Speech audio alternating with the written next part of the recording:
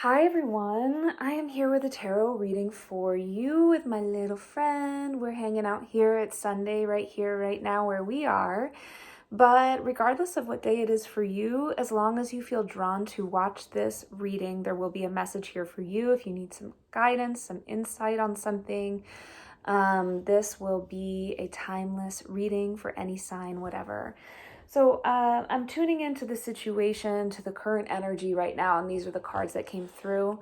We have the Two of Wands, the Ace of Wands, and the Hierophant. And because the order that these came through in, the Two and then the Ace, I get the feeling that you're getting a little bit ahead of yourself with something, like the cart before the horse kind of a situation. Like your inspiration, your idea is not fully formed, but you're already trying to plan and figure out what actions you are going to take. So this is actually a moment for you to take a step back and try to fully understand what your vision is, what your idea is, what this inspiration is coming up for, right? We also have the Hierophant. So I feel that there is something like a piece of the puzzle that you're missing and somebody else holds the key, right? This could be somebody close to you. This could be a teacher or mentor, somebody that has wisdom, maybe like some kind of wisdom that's connected to whatever is coming up that you want to move forward with. So you might just want to reach out to somebody else or do a little bit of outside research even, right? Like through books or whatever. And that could help you to fully form this idea for yourself so that you can start to plan. And you'll know when it's like, oh yeah, like this is what I want to do, right? Things will feel more clear than they feel right now. You will feel more of a sense of certainty and confidence with whatever is coming through right now, right? So consider teachers, mentors, research that you could do to fill in the rest of this picture. And then you can start planning, and then you can start figuring out your action steps. So let's see how you can best move through this energy right now, this kind of cart before the horse energy, getting a little ahead of yourself, but there's inspiration there. There's an idea there. How can you best move forward with this? We already have the teacher element, but what else could you do to move forward with this energy at this time? Okay.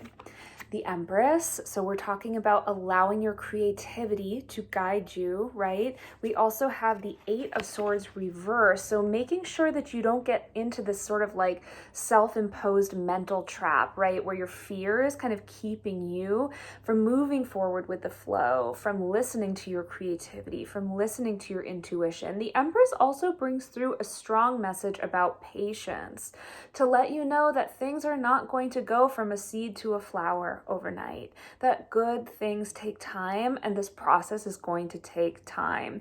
You might get, that feeling like when you get an idea and you're just like, I want this now. This is exactly what I'm meant to be doing. I want this to happen right now. So it's kind of like it's good to be excited, but don't let that turn into something that ultimately hinders you because you find yourself pushing and rushing and whatever. But Eight of Swords reverse, also like a big message here about not limiting yourself, right? So like I said, not limiting your creativity, not limiting your ability to go with the flow here. Eight of Swords can really be when your inner critic kicks in or your fear kicks in and it starts to pull you backwards, and you start to box yourself in, you start to try like almost like a toxic logic, right? Well, I shouldn't do that because it's not safe, it's not certain, I shouldn't do that because I don't know where it's going to lead yet, right? So allowing yourself to be kind of flowy, allow things to get a little bit messy, right? We're not in the stage yet where you are refining and like putting rules and putting things in a box. Right now, it's just about letting the inspiration come up and seeing where it takes you, okay? So next we are going to pull a card to represent something that you can focus on in this moment, something that you can pick to put your energy and intention into. So where should your focus be right now? Where should your focus be right now? Okay. All right, Ace of Wands is back. So again, you really need to go back to this inspiration that you are feeling inside of you, this seed that is growing inside of you, and what you really want it to look like. What is it going to represent for you?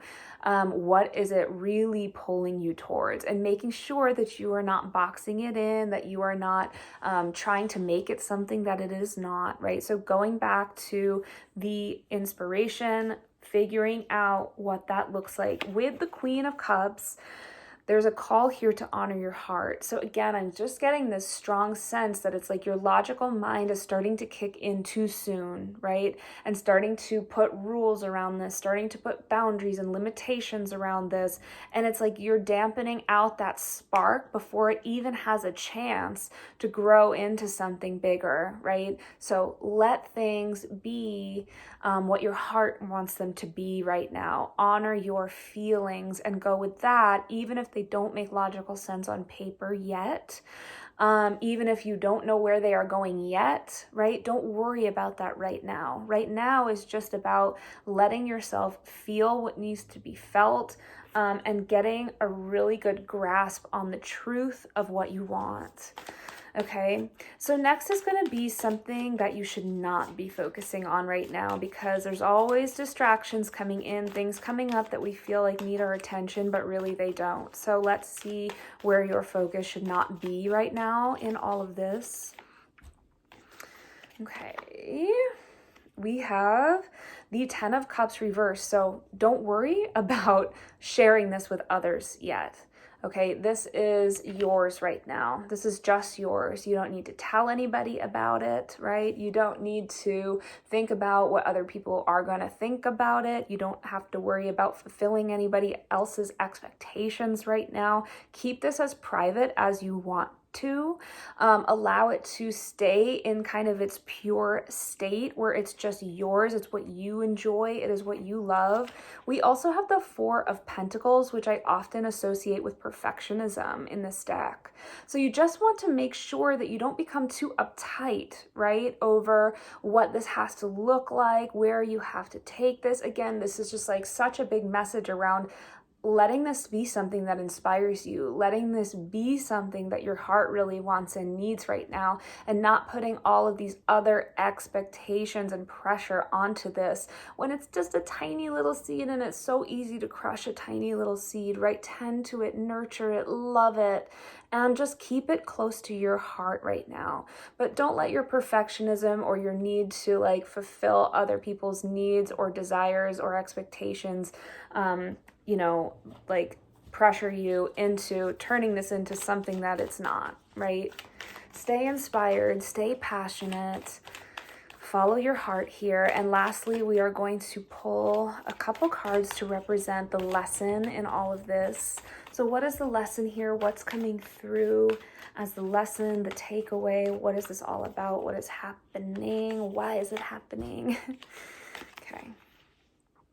Okay, we have the King of Cups and we have the 10 of Wands. So 10 of Wands is like putting so much pressure on yourself, carrying too much weight, and learning like when it is time to put certain things down so that you can do more for your heart, right? Do more for your spirit with the King of Cups.